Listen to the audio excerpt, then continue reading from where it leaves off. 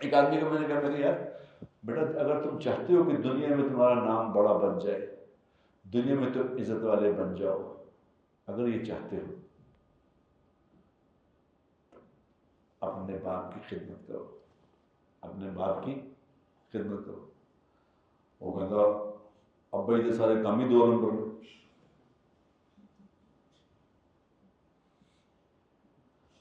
بھئی ابا جی کے کام 2 نمبر ہیں؟ دنیا میں آج تک جب سے دنیا بنی ہے، یاد رکھو، سب سے بدبخت باپ کا نام بتاؤں آپ کو؟ کون بتائے گا؟ کسی کو پتا؟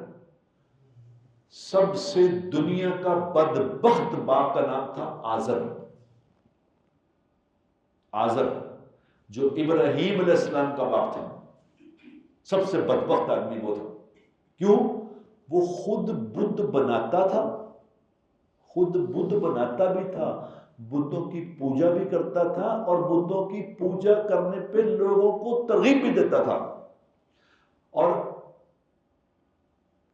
ابراہیم علیہ السلام کو آگ میں ڈلوانے کا مشورہ بھی اس نے دیا تھا نمرود کو، کہ یہ نافرمان ہے بچہ، اس کو آگ میں ڈالو، ایسے نہ مارو، اس کو آگ میں ڈالو، یہ اس نے دیا تھا مشورہ۔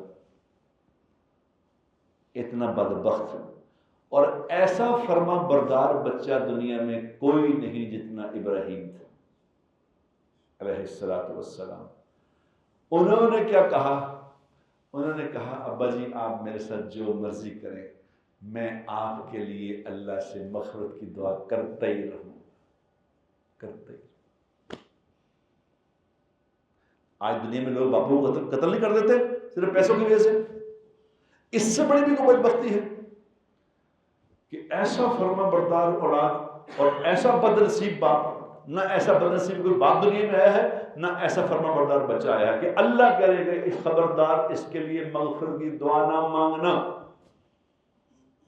وہ کہہ رہے ہیں میرا ابا ہے، میرا باپ۔